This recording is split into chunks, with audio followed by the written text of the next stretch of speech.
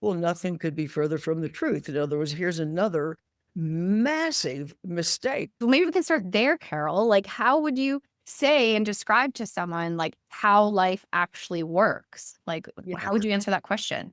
Well, I think how life actually works is, and this is an important question with an important answer, which is, and this gets to be a little metaphysical, but that's what has to happen. And that is our outer world of time and space is a direct outpicturing of the contents of our mind. In other words, our thoughts literally, not in some theoretical way, but literally create the so called three-dimensional physical environment in which we live. Now, most people aren't taught that. So they go, I can hate this person and I can judge about this and I can, be unkind about this. And it's like, it's just my business and you know, so what? And it's like, no. So what is that? That's a life wrecker. It's like, and I look at what's going on over in the Middle East as a great example of this, because these two cultures have hated each other since Old Testament days. Yeah. In other words, it's like, and so what this side, the ill will and the awfulness that this side wishes for this side is happening to them, and vice versa. In other words, it's like you will never, ever, ever come to a place of resolution or of well being or of safety or anything else as long as you wish someone else ill. Because remember, your mind doesn't know about pronouns, it doesn't know that you're wishing it for them. All it knows is in your mind, yes, ma'am, we'll dish this right up to you.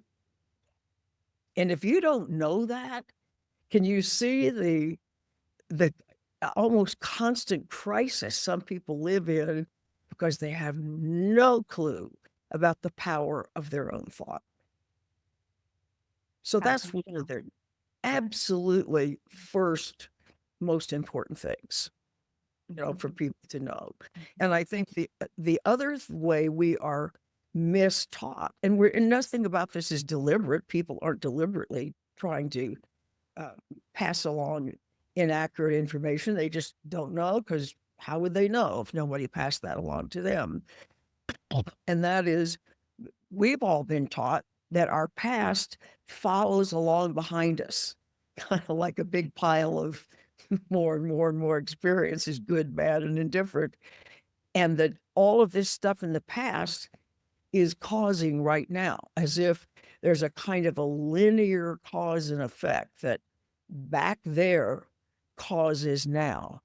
Well, nothing could be further from the truth. In other words, here's another massive mistake. It's like cause and effect is vertical, if you want to think of it that way, so that the focus of my attention now is causing my experience now, not later, not whatever. It's a very real time kind of experience.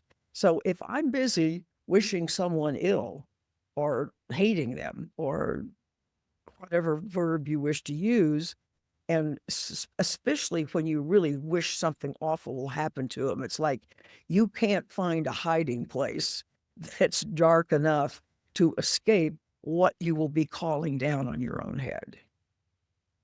And can you see the calamity of not understanding how this works and thinking I can just think nasty thoughts about anybody all I like, and, because this is awful and they deserve it and I'm just fine. And like, and how come my car breaks down or I get cancer or I get thrown under the bus in some way? In other words, they just haven't put all the pieces together to recognize we are always the sole authors of our experience, which is fabulous. It is fabulous. Good news. It's good news. And other people are players in that drama, but I'm the producer director. Yes. Yes. I feel like that's one of the core teachings that we have in the A Course in Miracles, where he says, like, the key to salvation or key to our freedom and happiness is I've turned this into myself, like present day, right here, right now. I'm thinking these thoughts and choosing these things. Yes, absolutely. Absolutely. And what is really sort of a surprise is the number of course students who don't seem to get that. It's like, I don't say this because I'm never going to be mean to people. It's like, what blue book are you reading? Oh, Carol, I know. And that goes, it's like, how is it possible to miss this?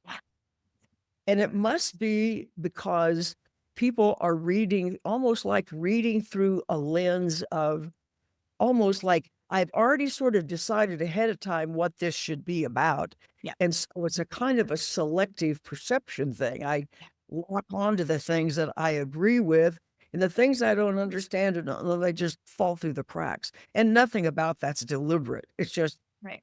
what works. Yeah. Right offhand. Yeah. But I always felt very fortunate through life because my mother was interested in, metaphysical stuff when I was a little kid from like way back a long time ago. So I grew up in an environment of kind of open-minded interest in things and with a lot of books around that I could start reading when I was little. So I didn't have to just start from square one like a lot of people do.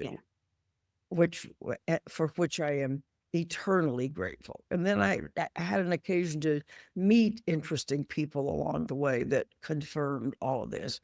And I nearly bought out the local metaphysical bookstore. Aw. I was always looking for new interesting books to read until the course came along. So there was about, I don't know, 25 or 30 years of like reading. The course came along and I read the introduction to the text, and it's like, this is it. This is the end of my search. That was it. Now, I've read other books since then, but not in the spirit of trying to find what I'm looking for. Yes. Just because it's interesting to read books, but without the quest. No more seeking. No more seeking. Yeah. Yeah. Now it's living and practicing rather than seeking. Yeah. Yeah. Do you feel like today, having been like a student of the course for however many years you've been a student of the course, do you still, let's say 45 years. I was going to say 40. So, okay, cool. Okay, good. It's early 45. Amazing. I love you so much. Thank you for your total commitment to this. But would you say even today, like 45 years later, that you still have like foundational practices or habits or anything that has to deal with A Course in Miracles that allows it to remain a present experience and not like Yes. a past thing? Yes. Okay. Absolutely. Absolutely. And I would say the core thing that works for me anyway, and I know that works for everybody, which is you have to follow your intuition rather than your intellect. Yeah. I have a good intellect and degrees and stuff like that, like you do, and that's just fine. But I'm not going to rely on my intellect. Your intellect only is aware of what's already happened. Your intuition is aware of what hasn't yet happened and then can guide us in the absolutely best possible way. I would not dream of making any kind of an important decision, sometimes even in a little small irrelevant decision, without like, does this feel right? In other words, if it feels right, there's kind of an uplift of energy. If it's not right for me, this doesn't mean it's not right for somebody else, but if it's not right for me, it will feel flat, like, kind of like hard to crank it up to get invested. But if it is for me to do, then not only is that apparent, but then whatever resources are required to accomplish whatever task this might be, if in fact it's a task, will always be provided. There will never be such a thing as your mission is to do this. Good luck. We're not going to help at all. Help. It's great. And I find that as time progresses, that intuition keeps getting better and better and better.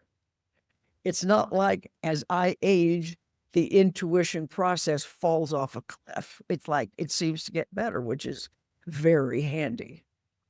Well, it's a skill. I look at intuition as a skill, just like anything in this world. You got to learn to cook. You got to learn. You got to learn to ride a bike. You got to learn to train your mind and trust intuition.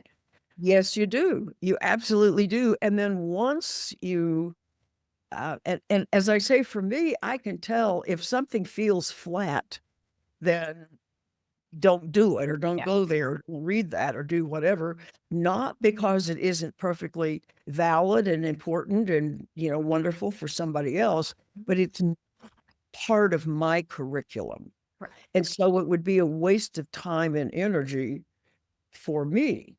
And now it could be the life-saving element for someone else because everybody's sort of at a different stage of things.